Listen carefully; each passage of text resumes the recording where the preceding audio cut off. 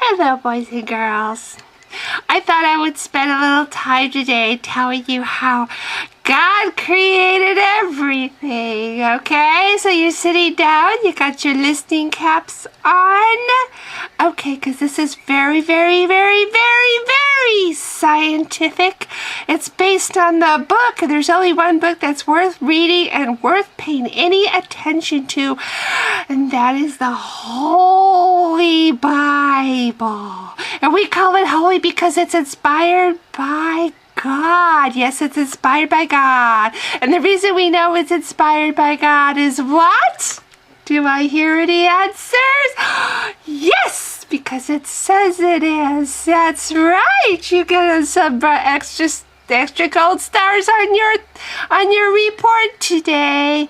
So, does anybody want to hazard a guess how God created everything? Oh, it's just such a beautiful story. Yeah, it's such a beautiful story. First, there was nothing.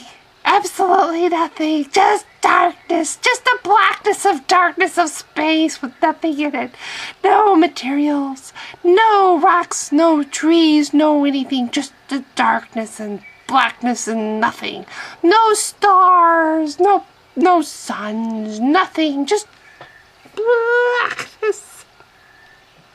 And God, yes, God was there. He didn't have anybody create him, no, he was just there, floating around, creating absolutely nothing, doing absolutely nothing, just being there, always there, never ending, always there. He doesn't need a creator, boys and girls, because he's God.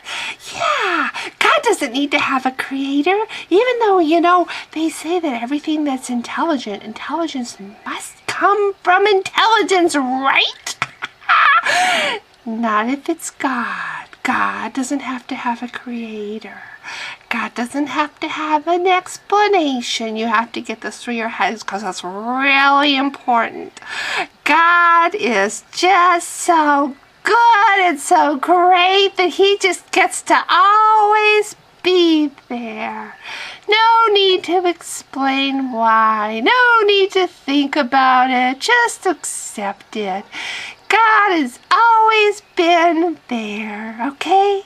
Do you understand it now, boys and girls? Okay, so, God is there. And all of a sudden, one day, for no reason whatsoever, God decides that he's lonely. He's so lonely, he can't stand it anymore. After all the billions and billions and billions of years of being alone and just floating around with absolutely no purpose whatsoever, just existing for just no reason at all, with no one to talk to, he decides that he's lonely. Took him a long time, didn't it? Took him a really long time to decide that he was lonely, but then when he did, oh my gosh, all hell broke loose. That's true. He did make hell. That's one of the things that he made. So literally all hell broke loose when he realized that he was lonely. And then he started creating things. He did. He created everything. He just went on this huge creation rampage. He didn't even need any materials. He just created the materials from thin air with a wave of his hand. He created the building blocks of life. He created rocks and trees and flowers and rainbows and people and animals and stars and suns and moons and worms and catfish and cheetahs and dinosaurs and reptiles and amphibians and all these things. He just created from absolutely nothing because he's God and he can do that and it's because it says so in the Bible, and the Bible says it's true, and so we know it's true because it says so.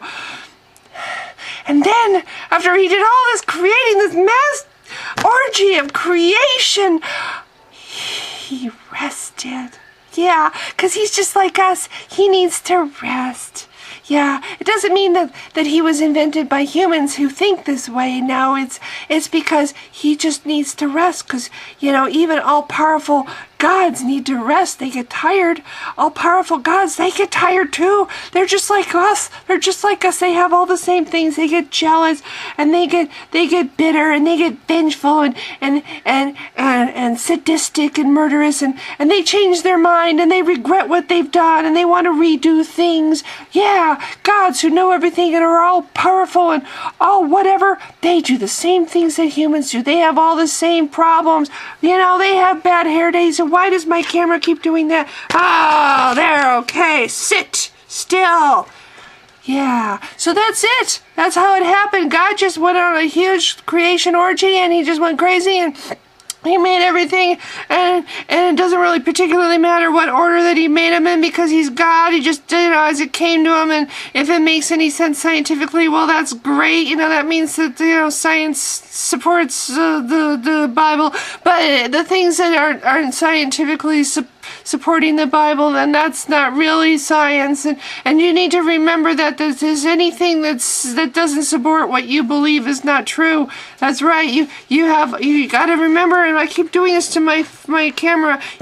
If it doesn't support what you believe, it's not true. Say it with me, children. If it doesn't support what I believe, it's not true.